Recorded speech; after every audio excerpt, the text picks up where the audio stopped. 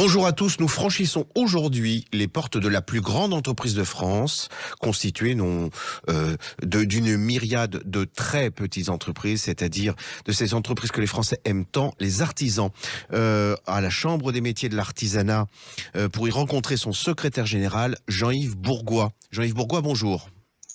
Bonjour à tous. Alors, actualité chargée en ce début d'année, c'est l'actualité, c'est le temps des portes ouvertes, des semaines consacrées à la diffusion du recrutement des apprentis, de la communication des métiers. Est-ce que vous pouvez nous préciser un petit peu les tenants et les aboutissants et puis les dates, bien sûr, de ce calendrier?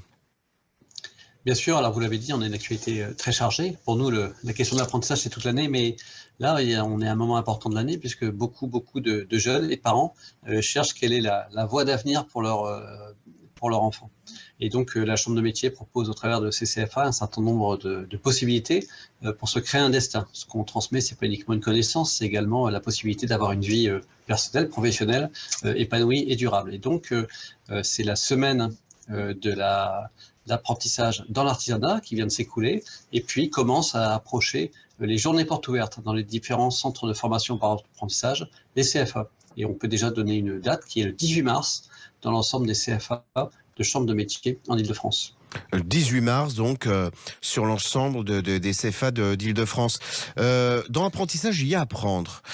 Est-ce qu'on pourrait aller jusqu'à considérer que, pour un apprenti, apprendre aux côtés d'un artisan, c'est peut-être plus efficace, plus rapide, plus ancré dans la réalité, avec la possibilité de décliner sous tout un tas de responsabilités qui ne sont pas forcément confiées dans une grande entreprise?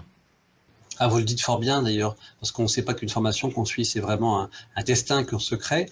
Et surtout, c'est une vie qu'on s'apprête à embrasser à pleines dents. Et puis, cette vie, elle se prépare selon sa propre appétence, ses propres envies. La chance des métiers de l'artisanat, vous avez dit tout à l'heure que c'est des métiers auxquels les gens étaient attachés. Et c'est vrai, puisque c'est l'économie socle de la proximité, l'économie socle du pays. Et la variété des formations est assez immense, aussi bien dans le domaine du bâtiment que de la beauté, avec la coiffure et l'esthétique, que de l'alimentaire, avec les boulangers, les bouchers, les charcutiers, les pâtissiers, les chocolatiers, les glaciers, enfin, tout ce qui fait déjà un petit peu rêver. Et puis également, bien sûr, dans les métiers de la vente, du marketing, de l'automobile, des services aux personnes, ou bien toilettage canin, par exemple.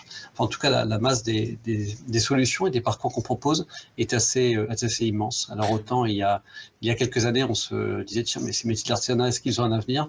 Et bien aujourd'hui, on sait que, bien sûr, ils offrent un avenir aux jeunes, et surtout, ils renforcent l'économie de proximité auquel les gens sont de plus en plus attachés.